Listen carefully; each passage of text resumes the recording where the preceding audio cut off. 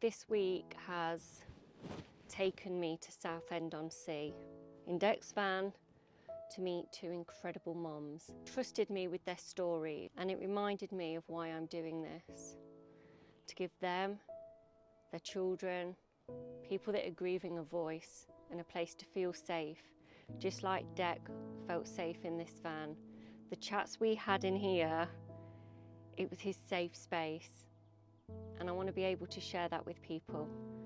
Moms that have gone through the most devastating way of losing your children. TikTok challenges gone wrong.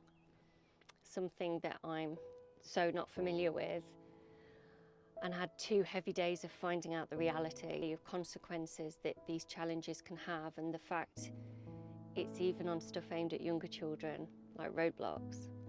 One thing I shared with these moms in the back of this van, something we have in common despite the massive differences in how we lost our sons, is how our hearts feel, how we will never be the same person we were before, and we're trying to understand who we are now.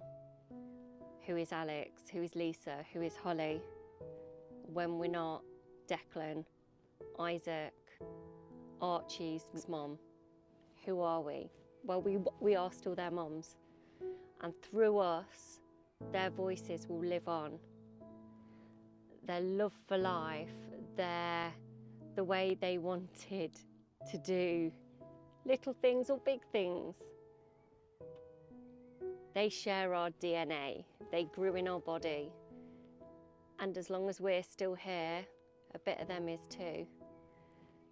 So I feel incredibly privileged that in starting the podcast, I'm getting to be around people in the club that we don't want to join, but wow, the acceptance you feel in that club is incredible.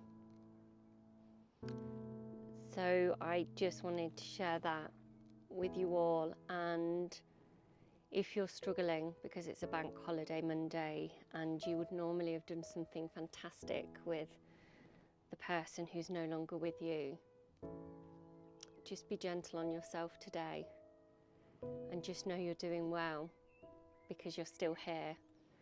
And on hard days, that is such an achievement. You're not alone.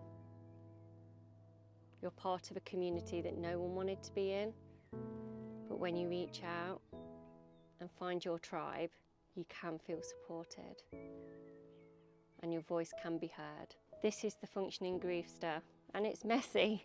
It's in the back of Dec's beloved van, but it's real and it's mine, and it has all started here, the very place where Dec actually took his last breath.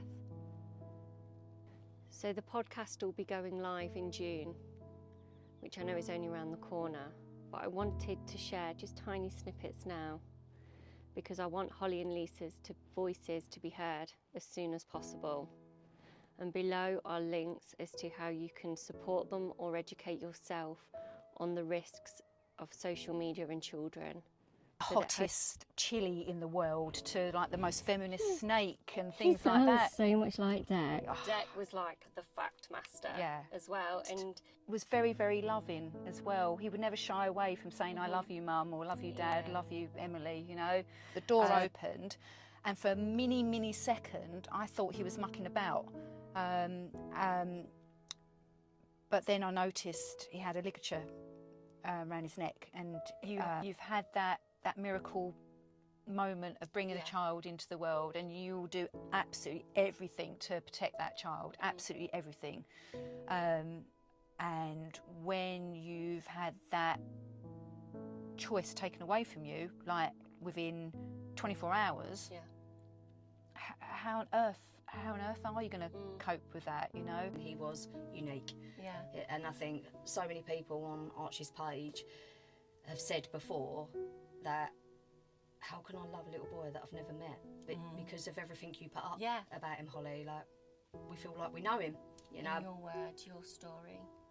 So 4 minutes 23 seconds my phone call was, and when I came out of my room I found Archie on the stairs suspended with a dressing gown cord. So Lisa and I, Isaac's mum, the boy that the month before Archie, we both got a campaign, Be Challenge Aware, and we're going to the schools to raise awareness with parents, because as parents we felt very much in the dark over this.